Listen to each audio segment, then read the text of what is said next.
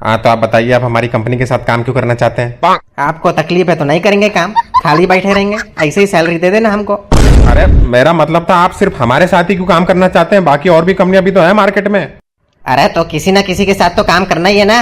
आपकी कंपनी के साथ करूंगा तो आपको क्या तकलीफ है? नहीं, आप बात नहीं समझे। देखिए, आप ये बताइए कि आपने हमारी कंपनी में ऐसा क्या देखा जिसके लिए आप हमारी कंपनी के साथ काम करने के लिए इतने इच्छुक हैं? अरे जॉब पोस्टिंग डाली थी ना आपने, उसी को देख के तो मैं आया हूँ, इसलिए तो इंटरव्यू चल रहा है।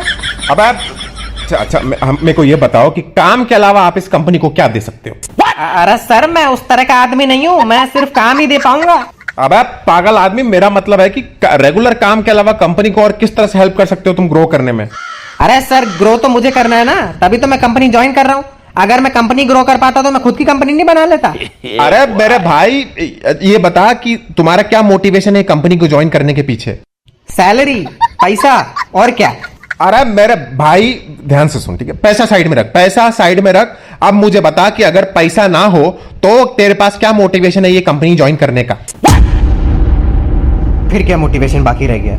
पैसा नहीं तो नौकरी नहीं, बस।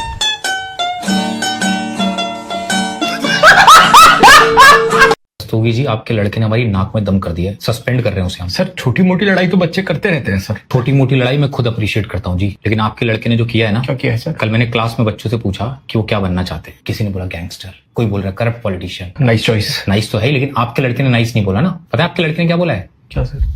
दरवाजा बंद है ना, कॉमेडी।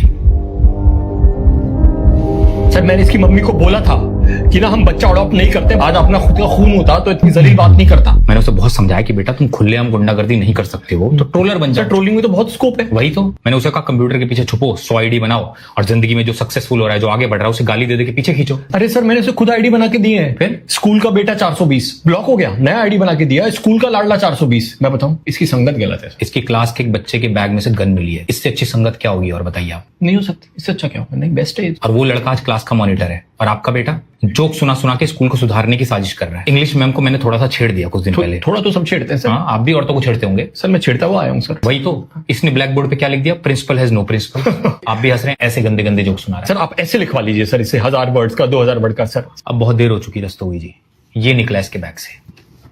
सर ये सविता भाभी पढ़ने की उम्र में ये सब क्या? ये आपने पढ़ा है कभी? मैंने टीचर होकर नहीं पढ़ा आज तक, ये सब पढ़ रहा है। परवरिश ही गलत है इसकी। आप मुझे एक मौका दीजिए, मैं इसकी व्हाट्सएप यूनिवर्सिटी में एक्स्ट्रा क्लासेस लगवाऊंगा सर, पक्का स्कूल भक्त बना के छोड़ूंगा सर। सर मैं पूरी मेहनत करूंगा सर, प्लीज। नहीं सर, मेरे बच्चे का करियर है सर। नहीं ठीक है, काम कीजिए, हमारे सामने वाला जो कॉम्पिटिटर स्कूल है, इसको बोलिए वहां जाके ऐसा जोक सुनाए। जी सर। ऐसा जोक सुनाए कि वहां तोड़फोड़ हो जाए। Then our school will be number 1। जी सर। ऐसे पेरेंट्स चाहिए हमें अपने स्कूल के बच्चों के लिए। सर हमें भी ऐसे प्रिंसिपल चाहिए था सर।